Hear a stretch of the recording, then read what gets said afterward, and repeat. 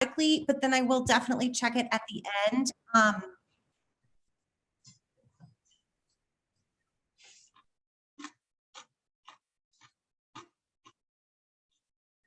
To make sure that I get meeting tonight, and we'll go ahead and start that. Okay, well, let's go ahead and jump right in then. Again, this will be recorded. It will be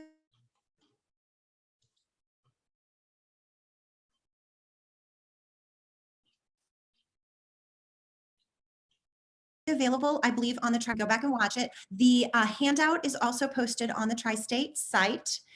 If you're having trouble finding that, go ahead and mention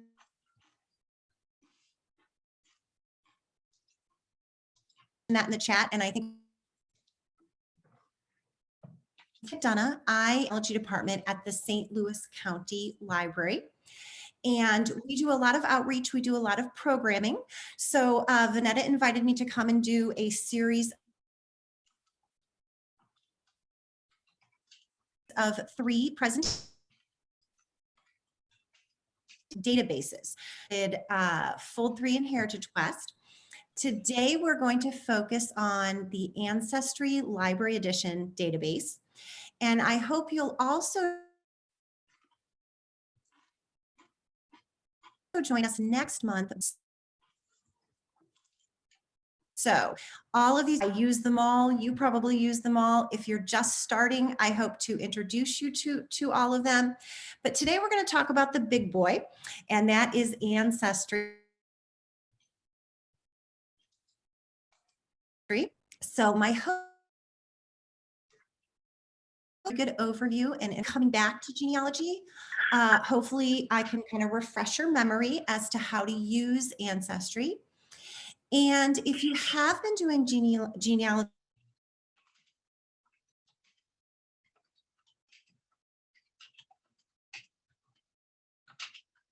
for a while, so hopefully everyone can get something out of this. And just diving right in, that should look familiar. Everybody's probably seen that familiar ancestry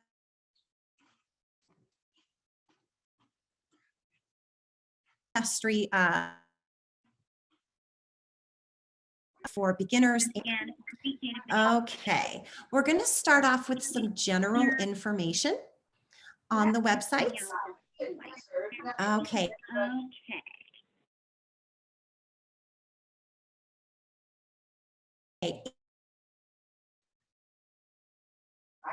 And phone that is either at the bottom of your screen or at the top of your screen.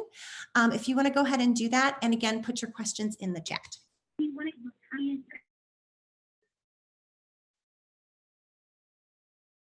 Okay.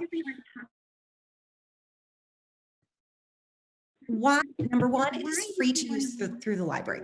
Okay, number one thing, no expensive subscriptions necessary. It's free to use. And I'm assuming this year.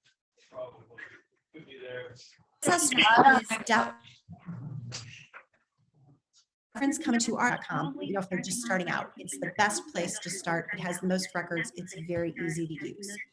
Speaking of which, they have more records than any other database.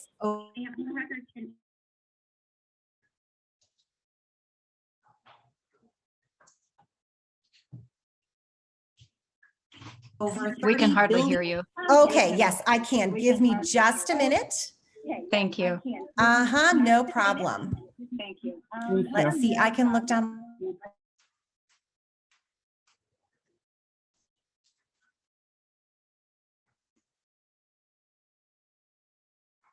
my list and make sure I'm still hearing something.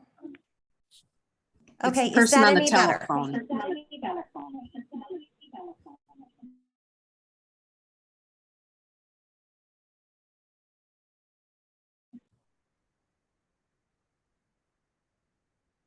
On a telephone that is not muted. Pardon me? It's the person on the telephone that is not muted. Okay.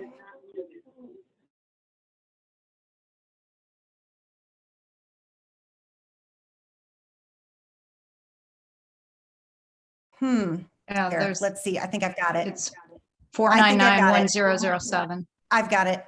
Thank you. Yep. Okay.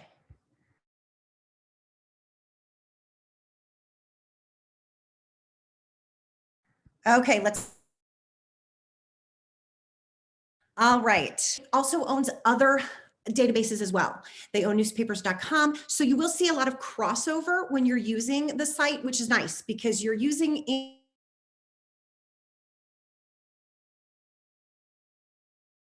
Ancestry, but yet you sort of have definitely a positive to use, as we will find out as we go along here. And the best part is you can use Ancestry Library Edition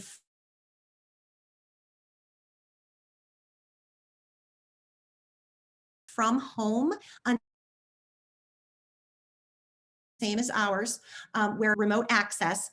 I don't know, they extended that deadline before, so I don't know if they will be extending it again, but as of right now, they are saying December 31st.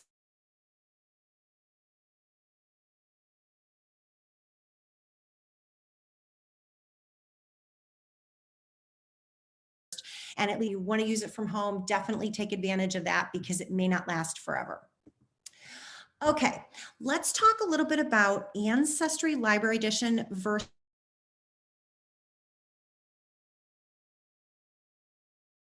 an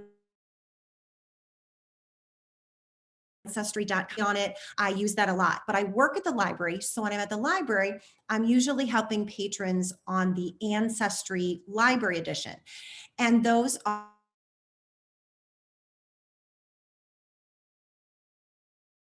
different. So let's see exploring edition.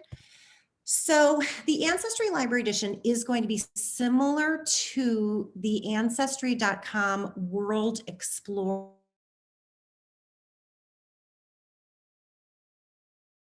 Edition. So that is getting the levels when you do buy the subscription. Ancestry Library Edition is basically for searching. That's why libraries have it. Their patrons can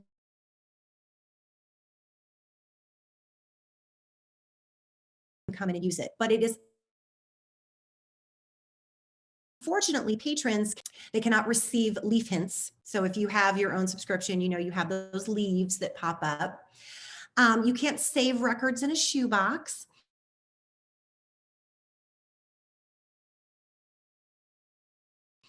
Like you can if you have. And you also can't in the library edition. So it's just for searching.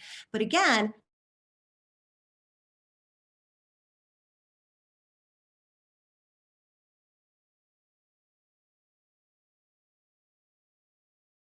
the pro is it's totally have a subscription might be a little bit different. There aren't too many examples of that. I think the public member trees are in a different place and a couple of other things, but they may look a little bit different. So just Library Edition. This is our library's website. Probably none of you would use this, but I just want to use it to show you, to remind you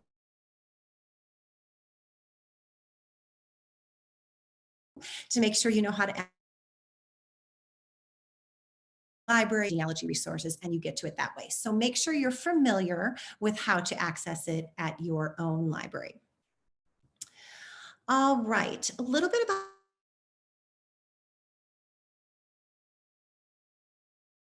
the layout when you library edition. Couple of things. You'll be able to see that I am working under the St. Louis County Libraries version. You usually see that over on the side there. We have all of these tabs. Wherever you are library, you can always go back to the main page, and that's very helpful because sometimes you kind of get down a rabbit hole and you just want to start over, and you can do that.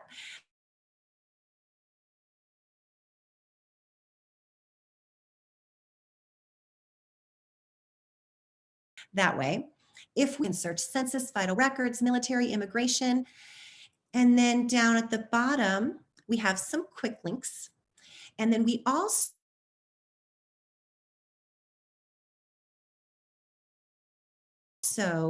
have use the census records on and start with census records. They have some quick links to all of those censuses down at the bottom. All right, let's talk about the tabs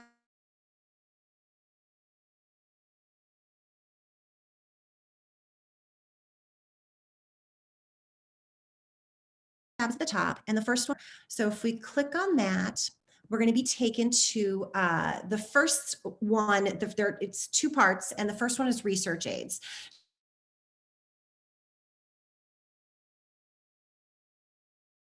So we do have all on your research on the basics, doing specific types of research. If we scroll down, we have specific information on immigration, military,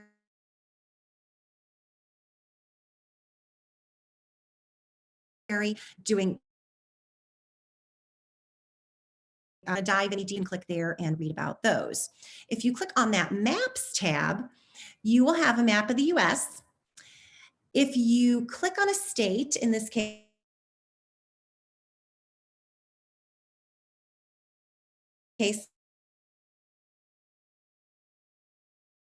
we'll just choose and some more Pennsylvania research on the side. So that's that the maps tab there. Okay, charts and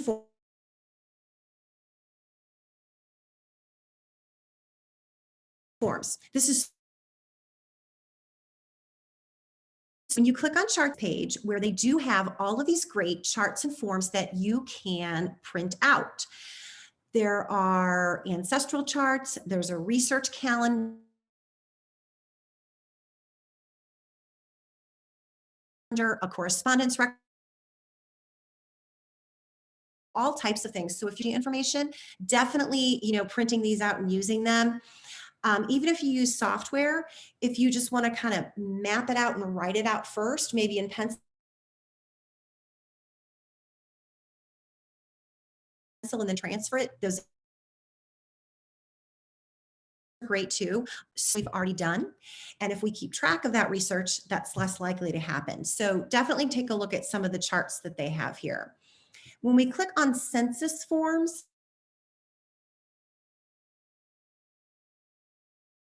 this is to me where don't know the information that I'm looking at because either the top of the census, especially on the really old censuses, that was cut off, or it was never there to begin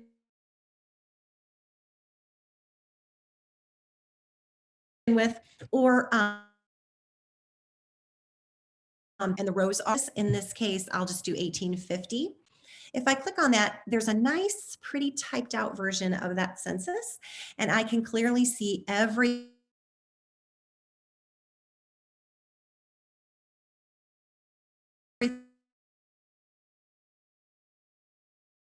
that they're asking, and I have older censuses. Okay, few search tips that I want to share with you that I've sort of used over the years, and these are okay. We're going to use, and what we're going to do is we're going to say that we're going to do a search, and you'll see at the top it says less is more, add if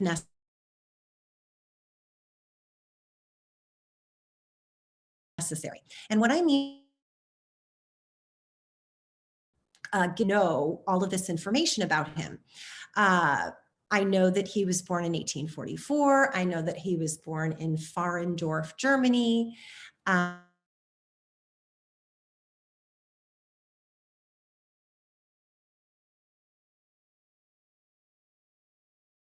looking for him in St. Louis. In Ancestry, don't necessarily need to give it all of this information because for those of you who have used Ancestry before,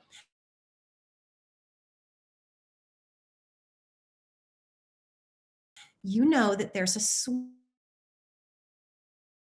little information and you want to think about what is on the record that you're looking for. Okay. So if I'm wanting to find Gerhard Wilshusen in the 1900 census,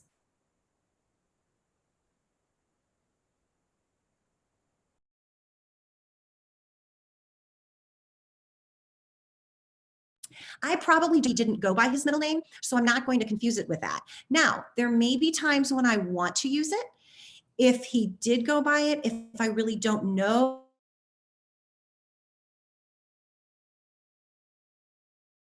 especially with the Germans. But for this search, I could leave in his date of birth, definitely. I don't know if I need to put the month because on most censuses, that wasn't going to be asked anyway, either the year or the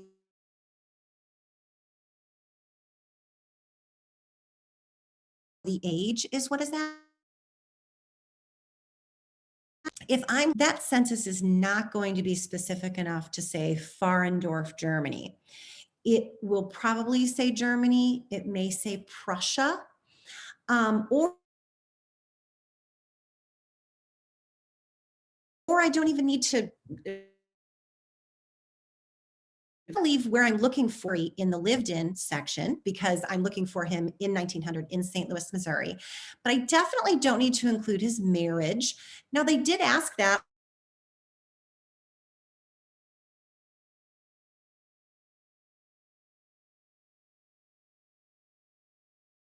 on some censuses, how long, but again, so many mistakes are made on these censuses that less is more sometimes is the way to start off.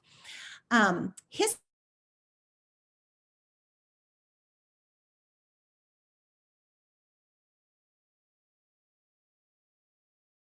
parents did not come with 100, so I don't need to include them.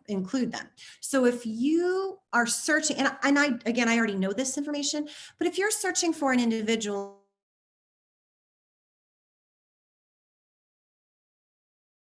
and you're pretty sure he's the immigrant, he did not come with. I know that he has a sibling named Klaus, but he was most likely not living with him in 1900. So I'm going to leave all of that off because I'm going to do less is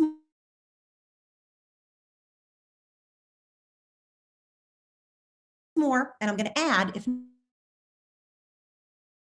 about what is likely to be. All right, so I'm actually going to search, if I was doing this search, just this way. Gerhard Wilshusen, I have his birth, I have where I'm looking for him, and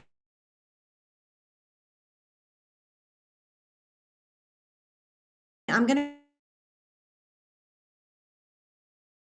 go ahead and start with that. Put things in. So I always like to add people that I know we're living with. I could put her in.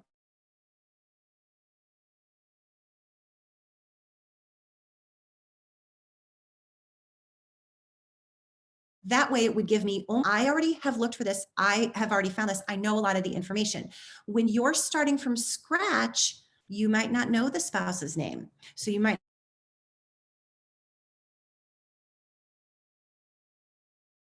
not be able to do that. And try different things. The thing you can use is this exact box. So this is kind of, I don't really have a recommendation one way or the other on using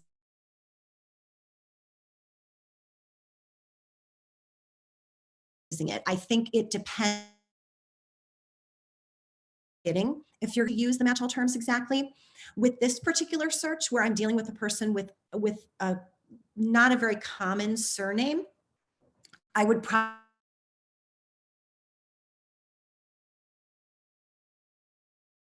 not use them.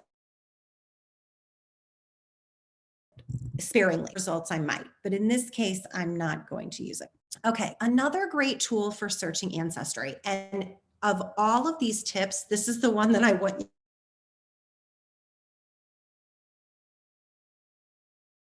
you to remember the most. You wasn't finding any results. The name is long and it's German, and there's certainly a very good chance that it was misspelled or mistranscribed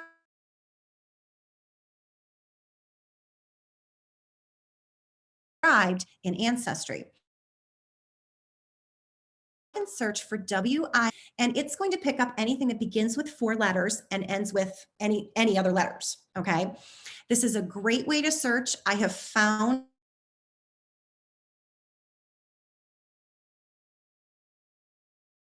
ancestors names that you wouldn't are misspelled. I have my paternal grandmother's maiden name is Snipes, Snipes.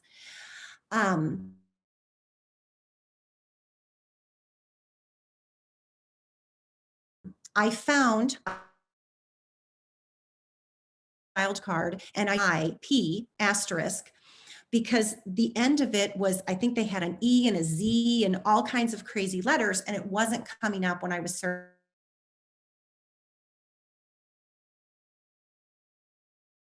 searching for just regular Snipes. It is a great tool to use. Searching for others. This is my next go-to usually. If I am searching for someone in a census and I can't find that person,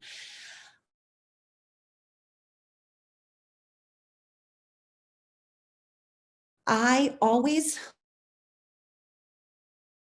when you're going back and census out the individual, you probably know who their children were because that was the generation after them and you're working backwards. So if you can't find Gerhard Wilshusen, search for the census, okay? Because for some reason, Ancestry is not picking up his name, but it may pick up one of these other family members. And then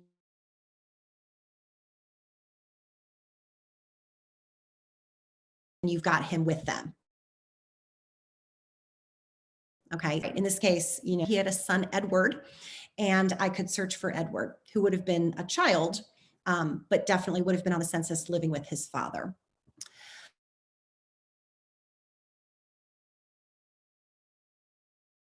Okay. Actually use key, and I do know that Gerhard Wilshusen was an ice dealer. So if for some reason I was having trouble pulling him up, or if maybe I was getting too many of them, which wouldn't probably be the case. I can actually put in, if I know, you know, in this case, ice, because I know he's an ice dealer, I could try that. That can maybe help me narrow things down.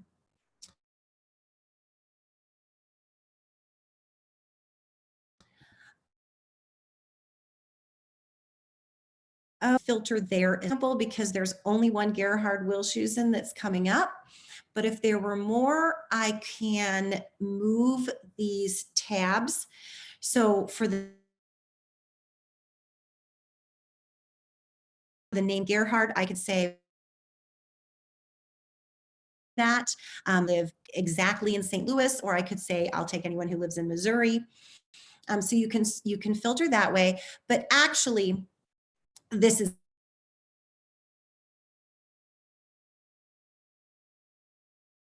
him right here. There's only on that. Okay, so we're going to have all of this detail that was transcribed, sort of abstracted from this record. But remember, we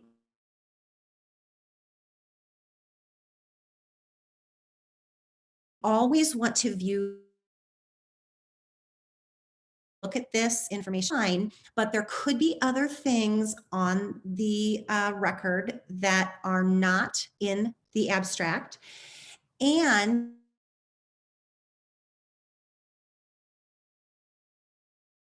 some of the information could be in. Always want to look at the, in this case, this is what it looks like. And we're going to be talking a little bit later about how to print and save and all of the things that you can do when you do find a record. Going back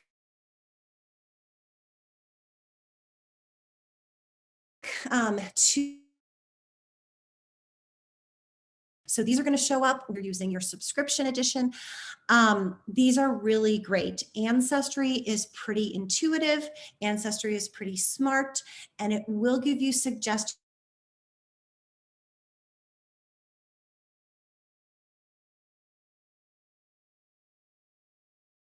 records that it thinks are, but a lot of them usually will be.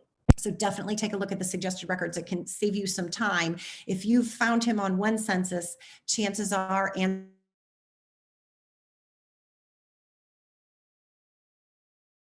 Ancestry is probably going to give you him records. Just make sure. All right. And then one more thing that I want to mention in the search tips is you can usually browse the collections. There are some that you can't.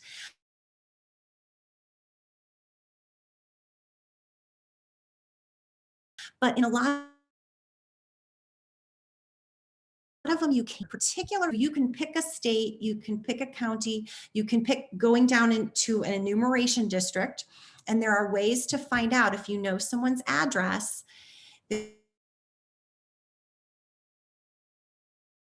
There are ways to find out. There's a great web address, and this is not available for all censuses, but it's available for several of them. And you can actually go then and flip through the pages of that census,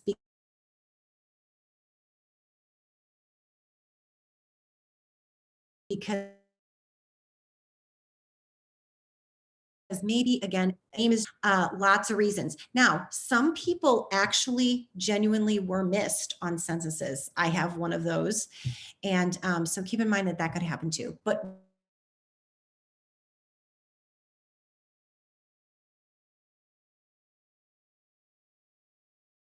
browsing is great. Browsing is, if you're having trouble, pulling them up, you can search through their township.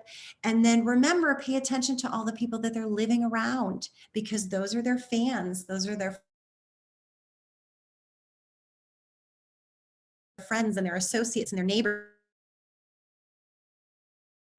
It's very interesting. And I realized how close people live to one another. You know, how my great-great-grandfather married my great-great-grandmother. And it turns out, they're interesting to find out those. Okay, we're going to do a little bit of searching. So we're going to go through the main searches that people do on Ancestry. I'm just going to show you some quick examples of some of the things that you can find.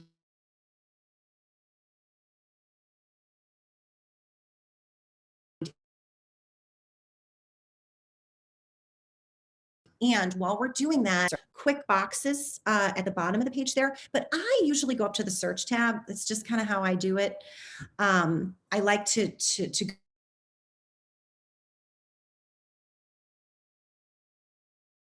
go from the search tab. We're going to start with, just look at another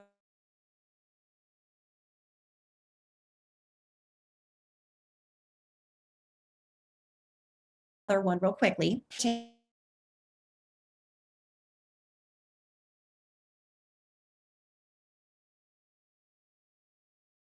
In all censuses, there will be some international ones in there as well. UK censuses, there, 2 Irish censuses are in here.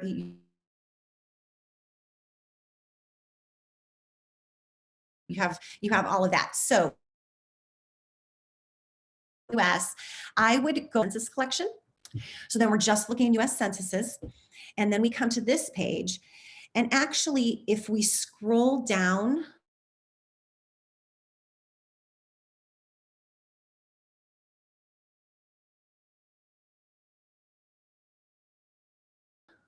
from there, so let's click on that. And I am going to search for my grandmother, whose name was Bertie Snipes.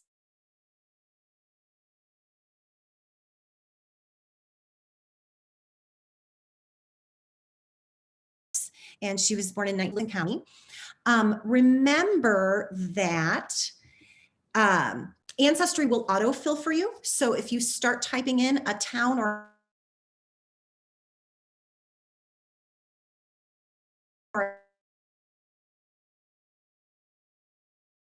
a county, if it recognizes, because I don't think her name is a super common name. And I'd rather be a little broad rather than narrow in case there's something, Granite City,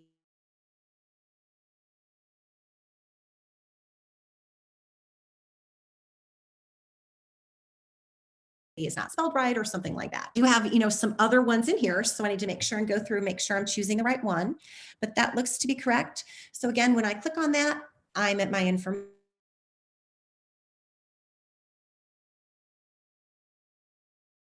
page of what is on that. Scroll down the page, I see all of her family members there. So again, worthwhile to look at that abstract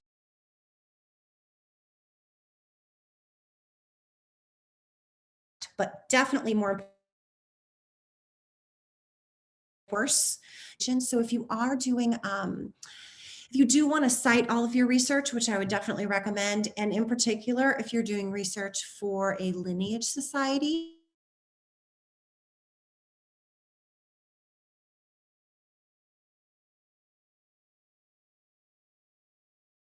and you do want to cite at that exact record. And again, we'll talk a little bit more about what we can do when we get to the screen in just a little while. Okay.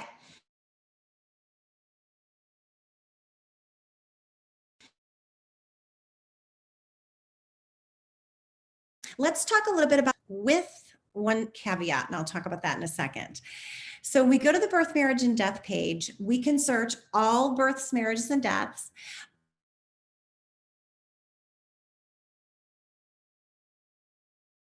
But you're going to be searching in there. So I'm narrowing that, and I'll talk about that in a minute. But what I want to talk about here is your search is only as good as the records they have. And what I mean by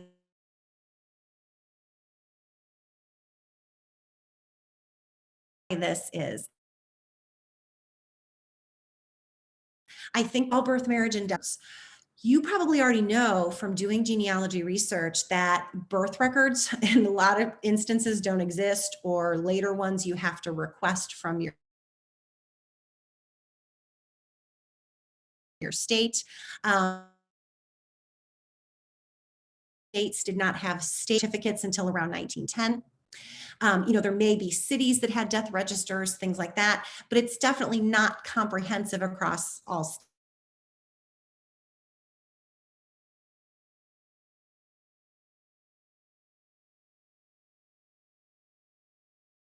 states. Every state was a little. We have St. Louis city marriages that are available here and on Family Search, but our St. Louis County marriages, once the city and county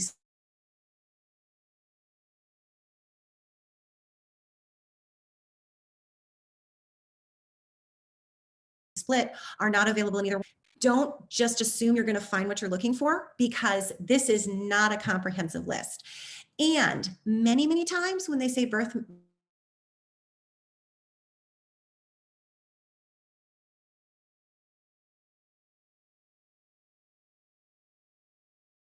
marriages, and deaths, for example, a lot of what you're going to be getting are going to be baptisms from church records. So again, your search is only as good as the records they have. And if you're doing a search over and over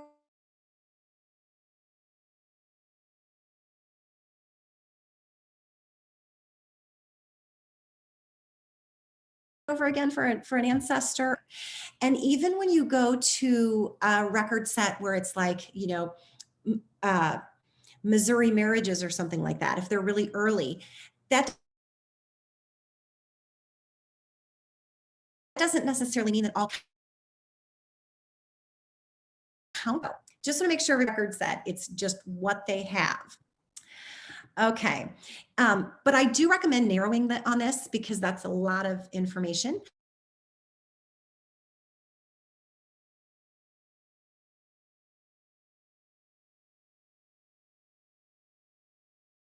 So in this example, an ancestor actually in Germany. So I have an ancestor, Johann Grobleben, and I suspect he was born in about 1800.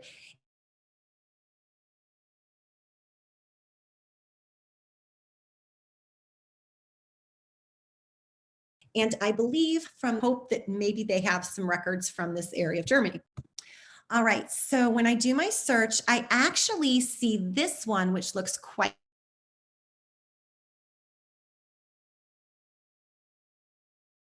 interesting.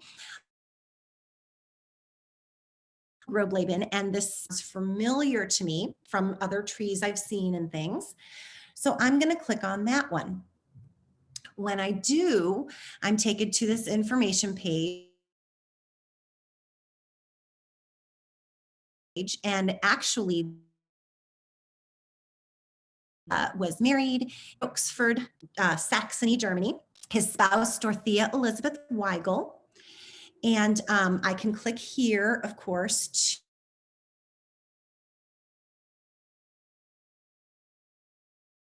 to see the record you were looking for. Take a look at and maybe even make a note of the record set that you found them in. Okay, so in this case,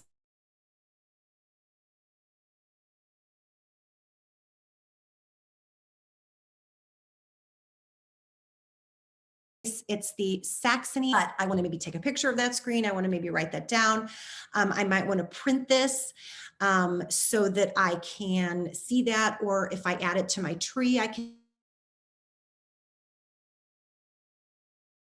can see that. Now that's only public.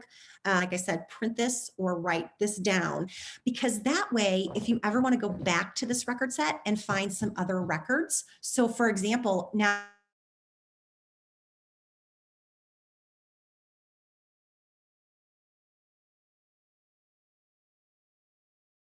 I know that Joachim Grobler, so I can go back to this set using the card catalog, which we'll talk about in a little while, and maybe try to find his baptism, okay? And maybe even his parents'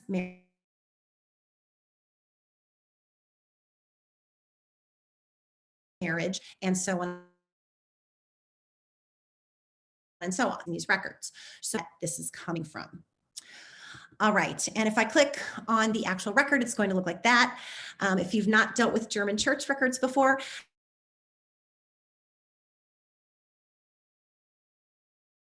they're really not too bad. Good luck. It's military records. Now, we spoke last month about fold 3, and I still do like fold 3 for military records.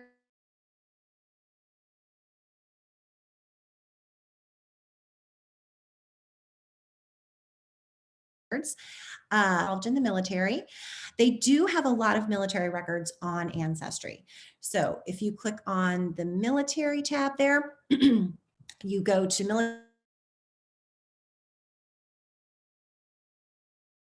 military records. Again, you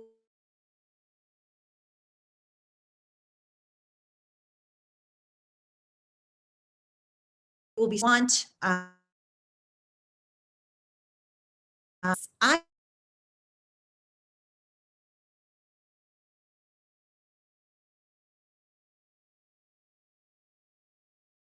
don't really know. Just sister's name was Bert Greenberry Moore. And I wanted to show you an example of one where I actually left the middle name in, because in every record I've seen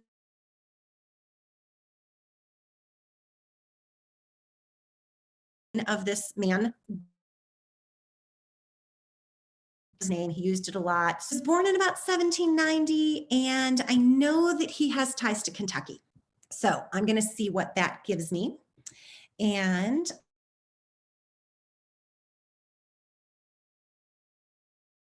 I look here, and actually this the Kentucky military and pension application file. So that looks interesting. Now the one down below it is Greenberry B. Moore, but that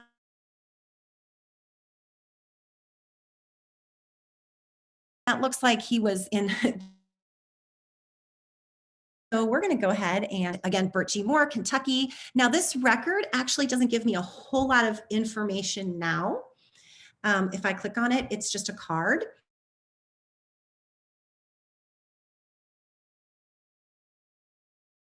But what it does be those numbers also tells me his service. So it also tells me that he fought for a Captain John Dodd in the Kentucky militia.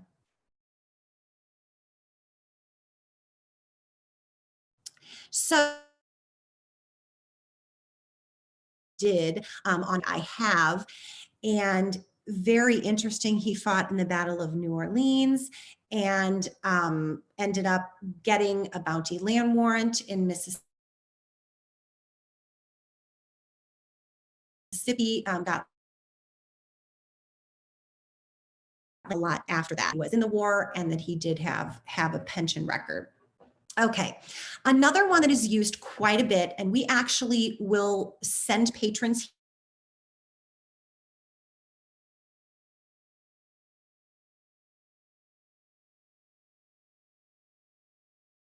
here when they come in and they're looking for with, and I'd like to find that out. So we usually direct them to Ancestry Library Edition and to the Immigration and Travel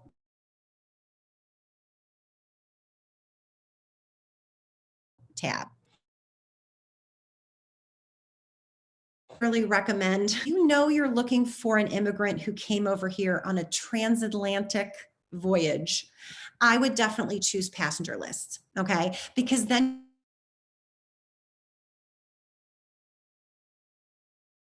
you're not going to get any crew. Now, if you're not just the general from the general search page, so kind of up to you. And I can't believe I'm just saying this now. I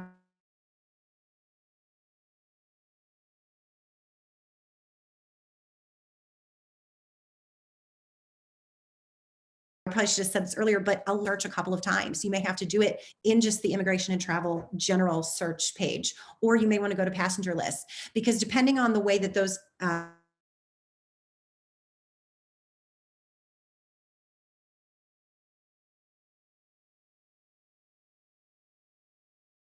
results are coming. A lot of this is sort of trial and error.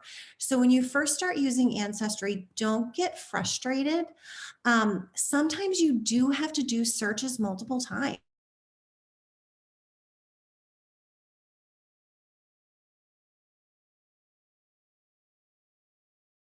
Sometimes you son or that son, to get them to come up on a census. So don't get frustrated. Sometimes you have to try the searches multiple ways. But in this case, we're going to do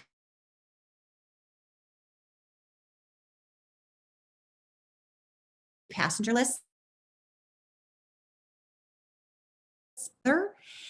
Ancestor that I'm looking for. This is a William McDonough. He came from Ireland, and I do believe that he came through New York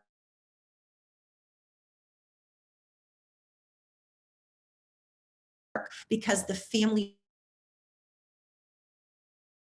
another family, my husband's uncle, for a little while in New York before he made his way to St. Louis. So I am going to go ahead and search those New York lists.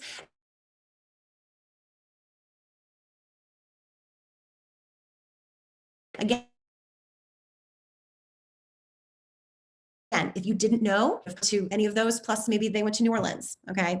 So if you don't know, go ahead and search everything. In this case, I'm pretty sure it's New York. It's William McDonough. I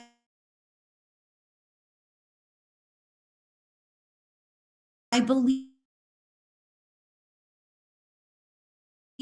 and of course, we get a lot of results, many William McDonoughs. So again, I can, filter, I can move those little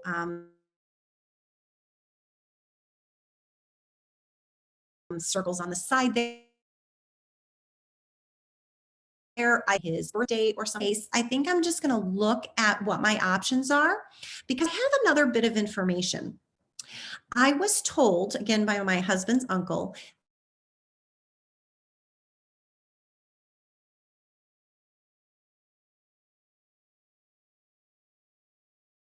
that the story, and if you look at the second one down, this William McDonough arrived in 1891, and he arrived on March 28th. So I actually, when I searched the first time, I went on and I could out what day 1891. Well, if I remember correctly, it wasn't actually March 20th, but I think it was either the 27th or the 29th. It was like a day before or after. So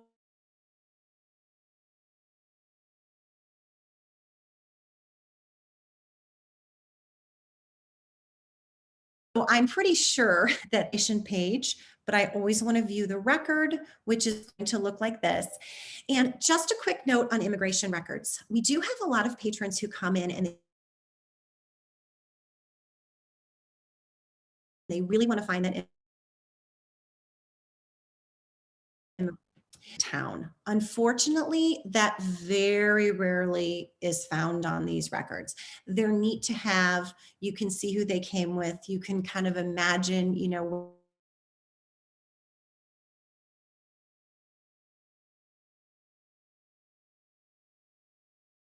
what that journey must own, or even a county. You're most likely not going to find that. In fact, usually you just find the port, that where they left from, and then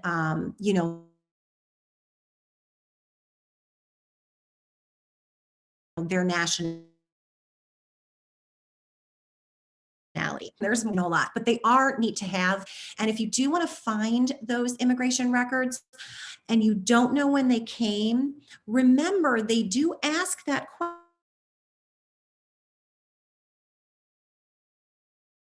question on censuses with the census taker when they came, okay? And then those would be the first years that I would try to search. Keep in mind that they didn't always remember when they came.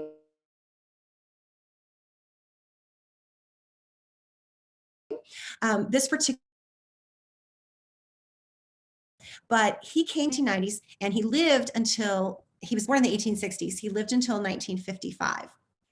So he was here for the 1900, the 1950 census. But he, on the censuses where they asked what year he came here, he gave a different year every time.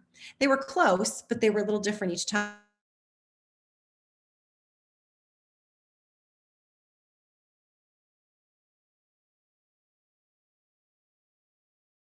So, you might want to, now I want to talk about the card catalog. And here's where we get into maybe some areas where you haven't always used these ways of searching in Ancestry, the card catalog. And we're going to be taken to this long list. In fact, it says 10,784 as of when I put this presentation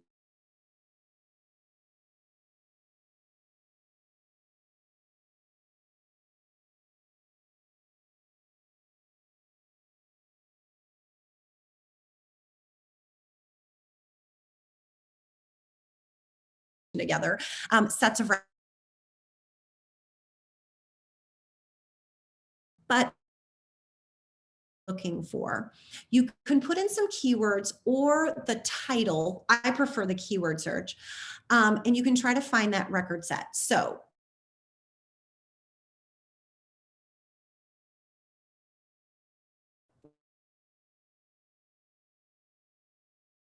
one of the record sets that I use, and I use the Irish Catholic parish records a lot when I'm doing his research. So I know that this record set, because remember I said, remember what the name where you, I know that Catholic parish records. So when I go to find them, I put Ireland, Catholic in on the keywords.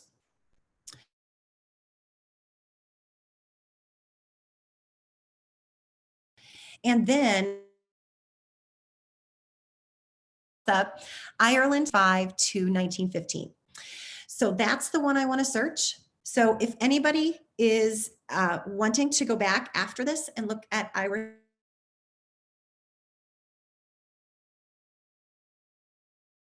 Catholic parish registers lived and Catholic in the card catalog. And if we click on that, then now we are just searching in these parish registers. So we're just searching baptisms, marriages,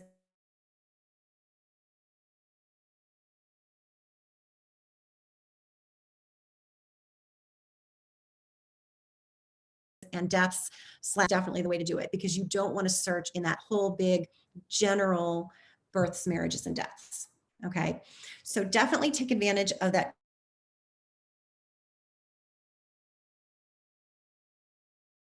card catalog looking for. I do that sometimes city directories and it'll give me those. Okay, if I'm using Ancestry, but if you joined us last month, you know that I really like Fold 3 for the city directories. Okay, so if we click on that, the very first, we can search everything in Ancestry. So no filters, no nothing. And I actually do this sometimes. Sometimes if I get frustrated doing more filtered searches, or I just want to see what comes up on a particular person, I'll general search. So I do that. You can also filter here if you want. But another thing that I like about this tab is if I scroll down on this page,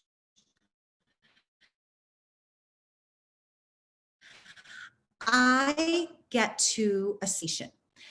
So in this case, since I'm from Missouri, I'm going to click on Missouri because I want to see what they have just on the state of Missouri. So I can either click on the state or I can click on Missouri right there.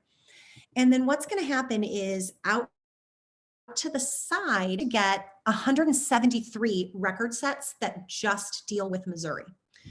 So right over here, and for example, say I wanted to see what they have, or I just wanted to search Missouri marriages.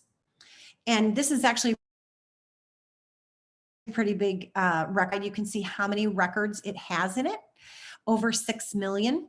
And I definitely recommend kind of looking at that, because if you're going to search a record set that doesn't really have a whole lot of records in it, then maybe you can glean from that maybe it doesn't cover the whole, not a complete record set. But with these Missouri marriages, that's a lot of records, 6 million. So that might be worth looking at if I'm looking for a particular marriage in Missouri. So I really like this way of narrowing down. We will very often have patrons come in and they say, well, I'm looking for an ancestor who lived in North Carolina, and I'm looking, to see if they have a will. Well, I can go to show them how to go to North Carolina here and look through all of the North Carolina record sets and see if they have wills and probates from North Carolina. Now, remember, that doesn't guarantee because they may not have every county and the years may be limited or something like that, but it's definitely worth looking at. So the search by location can be very useful.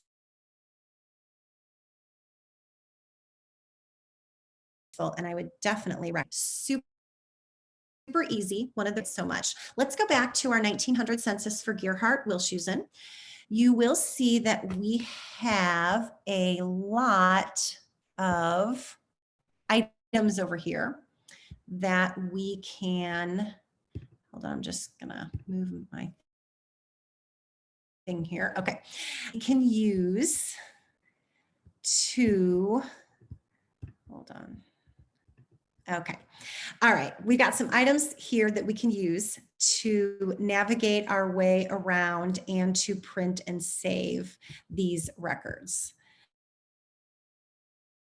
All right, go backwards and forwards in these pages by pressing these buttons. So if we're not browsing the census, but we do look for a particular person in the census, we can then,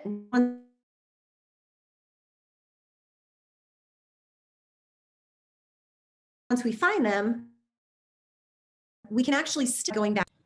If we click here, we can zoom in. So very important, especially when you're looking at these census records that can be hard to read.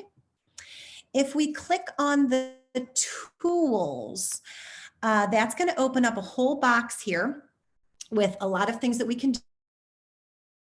do to the image, but I want to draw your attention to the print. And when we click print, we get to this page. We can print the entire image. We can print a zoomed view. We can also, again, I'm looking down here on this side of the image, on the left side of the image. We can also print index. And so if you want to print the image, plus you want to print the information about the image, click that and you will get both.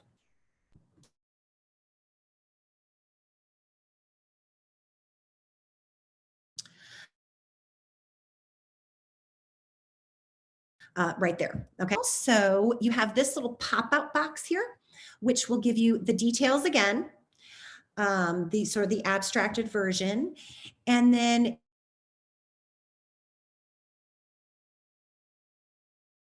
you can also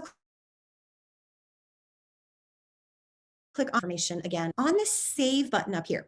You can click that and you can do two things. You can either save to the computer or you can send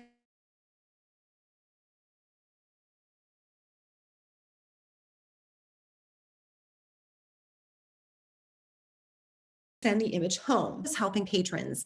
This wasn't really a thing that you could do as far as I remember. They could put in their email, but what it would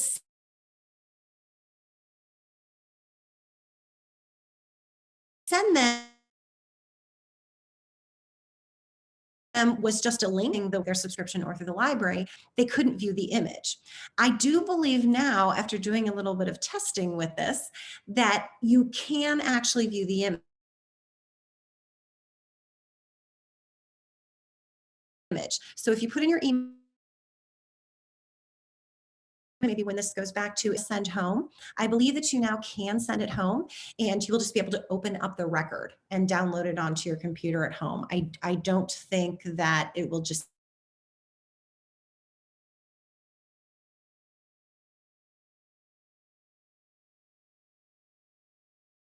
send you a link. Area. So I want to make sure that you know what this is. So again, this is a tab at the top. If you click on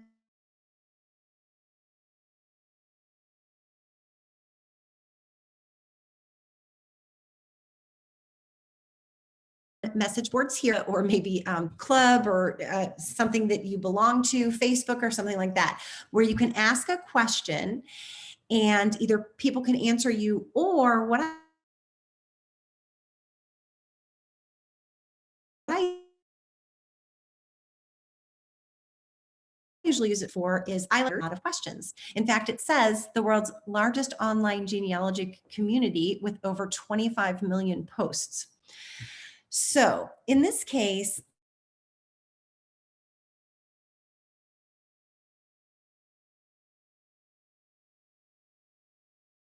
I did a search. This was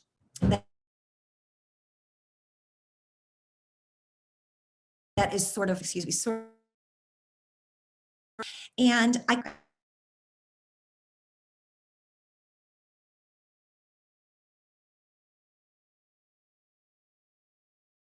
couldn't find them on family search, Ancestry, of course, either. And I was thinking, well, where can I find these parish records? I'd love to trace these back, people back into Germany. So I asked it on the message boards. I just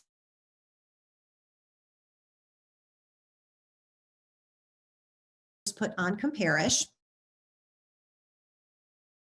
about this parish. Posts that unfortunately the records were not available anywhere, but that someone had actually written to them and had gotten a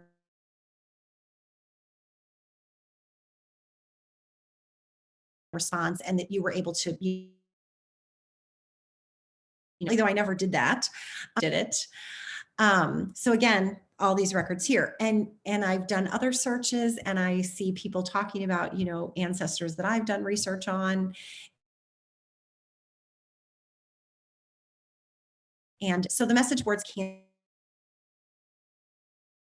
if you do have who were Catholic and you're having trouble finding their church records back in Germany, they're not available on Family Search. If you're not, seeing them on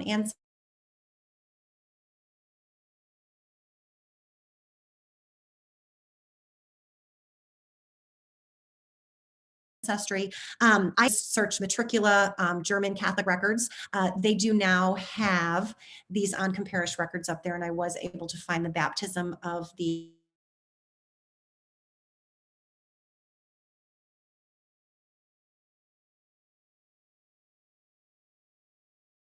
immigrant who in any other place. Okay, new collections. If you haven't been to Ancestry in a while and you want to see what's new, there is a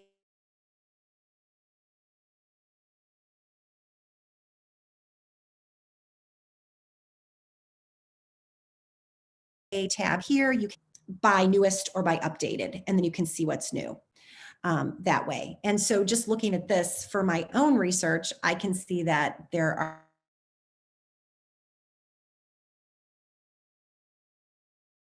are some Missouri birth registers maybe want to take a look at. All right, public member trees.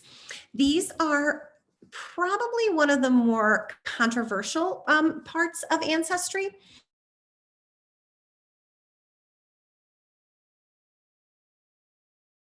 But let's talk library edition. To the bottom, the first thing under quick links is public member trees. So if you click on that, you'll be taken to a page that looks like this.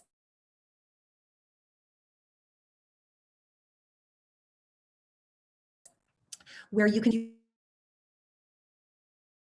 want to find for just anyone who you think might be in that tree. Okay, search for them by name. But as I've put in a note up here, be skeptical of the work of others. Get out of control and they take from other people's trees just randomly and they don't really proof the work themselves. So remember, when you're using the Ancestry Library Edition, you can't make a tree other people's public they've created with their subscription and that they've made public. Okay, so that's what you're searching here, but you won't be able to create one here. But again, be skeptical.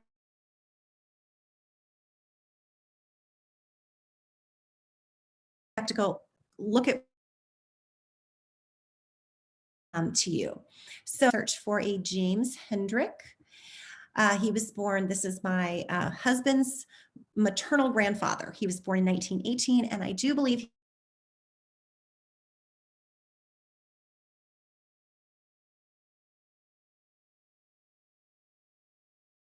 he was born in New Jersey. So this very first one here, the Maloney family tree, it looks like they've got an entry for James Gregory Hendrick, born in 1918 in East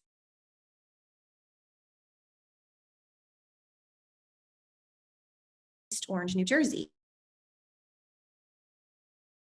Taken to the ancestor that I searched for, which was James Gregory Hendrick, but it's going to give me a lot of information about him, his family over to the right side,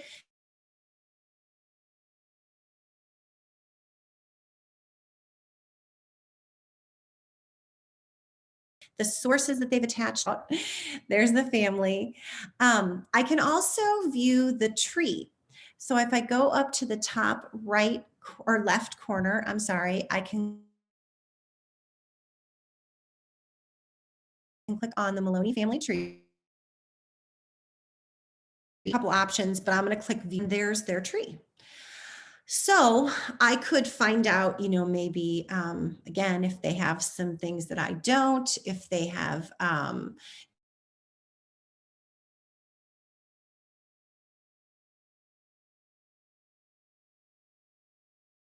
gone further back than I had, maybe with his family.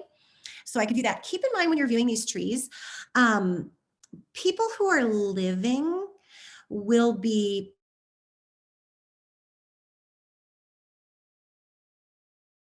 private. So you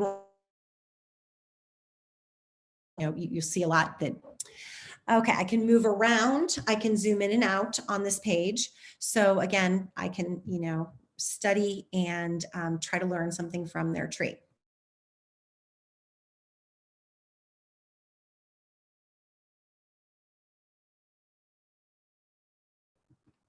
Can't beat that. Again, it's not only is it free to use, but it's free to use from home, at least until the end of this year. So if you haven't taken advantage of that, if your library does offer that,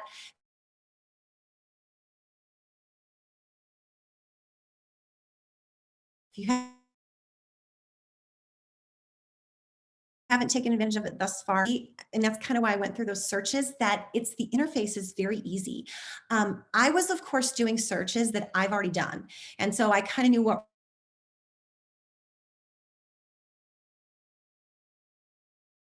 results were going to come up, and I kind of knew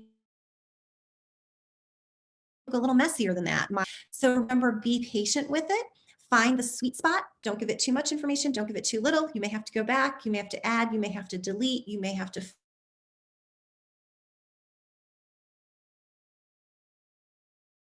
filter. Library Edition is a great begin to build your tree or to add to your family tree, even if you've been doing this for a while. As you can see, there are always new ways to find records. There are always new records being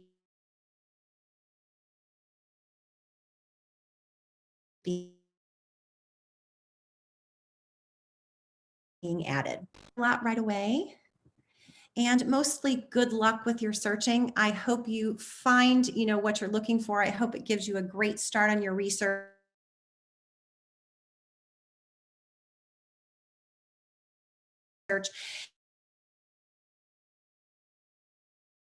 And remember, you have to jump, whether it's books or like I said, next month, we're going to be talking about family search. So definitely, if you enjoyed tonight's presentation, join us next month.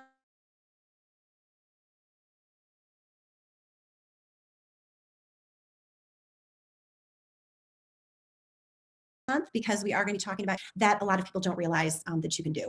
So definitely stay tuned for that one. Okay, let's go to the chat. We've got several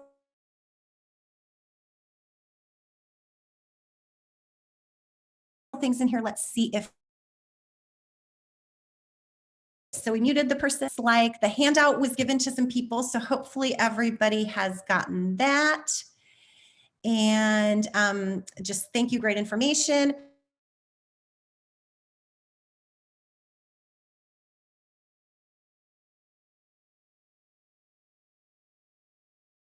The date of November 9th. So yes, so please join us for, again, that's the third of 3 on using databases, and it will be exploring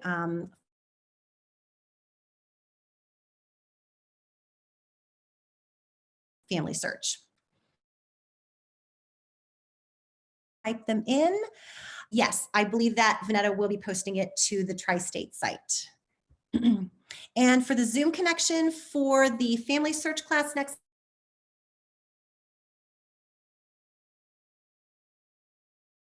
month, I believe you will be sent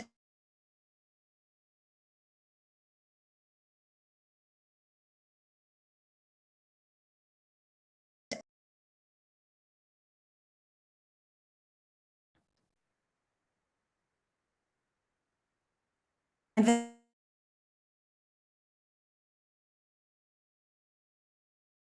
Vanetta said we will send it to Vanetta and she will get that out to you.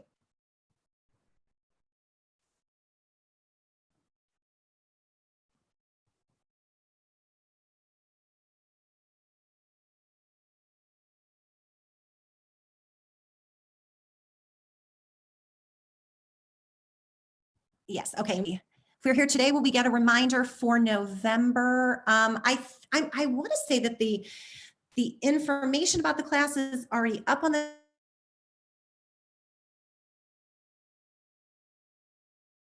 Tri-State website, but I think Vanessa,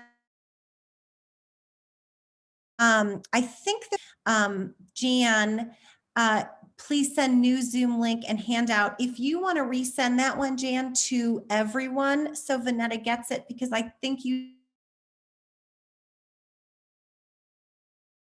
just sent it to.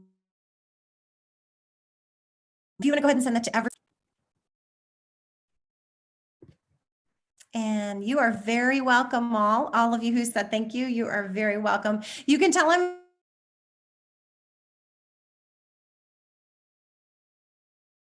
I'm excited about Ancestry. Someone said that's so great. That's what I'm striving for. I really enjoy. I do a lot of our classes, beginning classes at the library, and I really enjoy teaching genealogy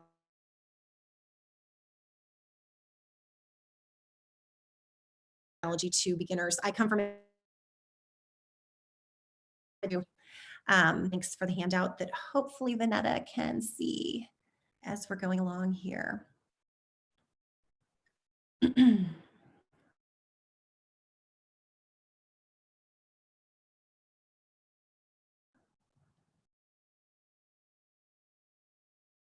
Taking care of that, because look at the some of the attendees were also able to get the handout from the tri-state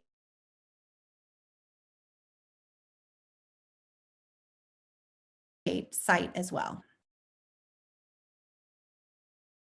Oh, matricula. And somebody, if I can grab my phone here and see, I don't know the exact website. So let me see.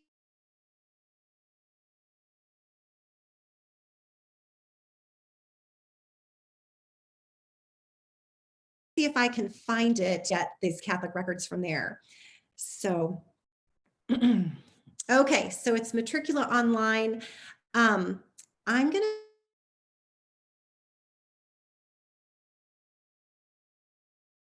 put in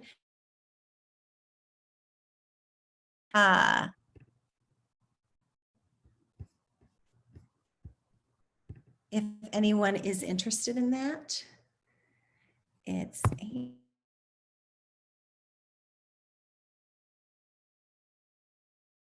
now I don't know if this want to just searching up. I just put in matricula and Catholic records and it was the first thing that came up. But this is what the address looks like, so you'll know you're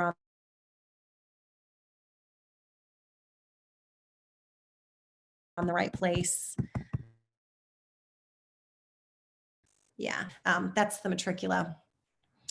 And yes, again, they have from what I could tell, they have some German Catholic records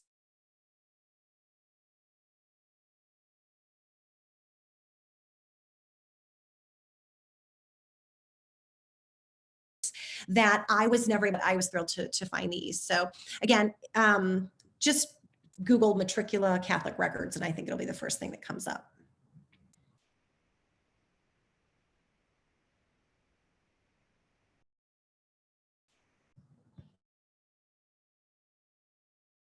For other, okay, I would try, so I usually try Family Search first for church records, period.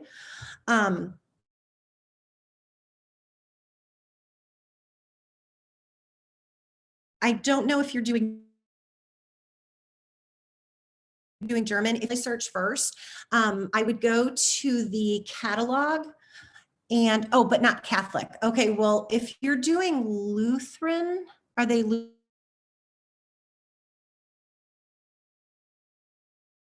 Lutheran? Are they in most search? And I would try searching on the town where they were from and seeing if that picks that up in the catalog. You would go to search and then you would go to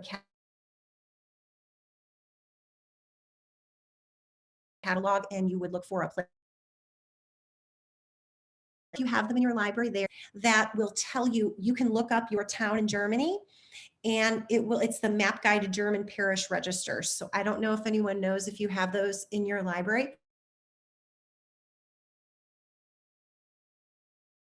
But you can actually look or Protestant/Lutheran Family History Library or FamilySearch.org film number for those records. And if they have it, and you can actually just put in the film number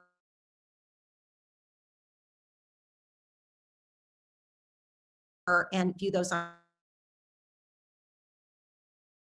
Family Search. And about this next, yeah, so we'll be doing that. So that's the map guide to German parish registers is what that's called. And then somebody else mentioned Archeon. So if you are looking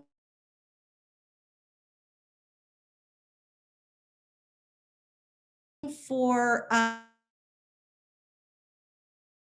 Lutheran record, Family Search for available at Archeon. But again, those are for the Lutheran records, not the Catholic. Archeon is. So yes, and we will next month, we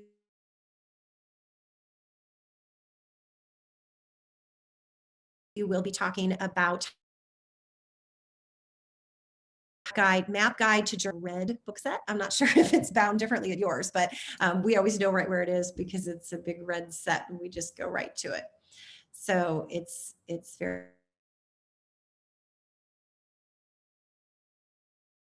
very good. Yep. To find those next month. And let's see, anything else? I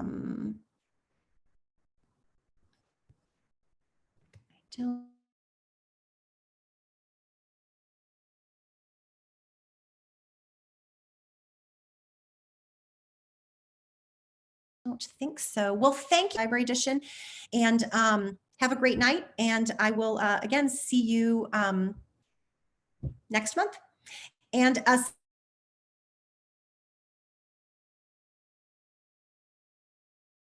somebody asked really quickly. The tri-state as well. So we'll try to get that one up as quickly as we can. And she says, yes, it is on there. And again, thank you all. Have a wonderful night and good luck with your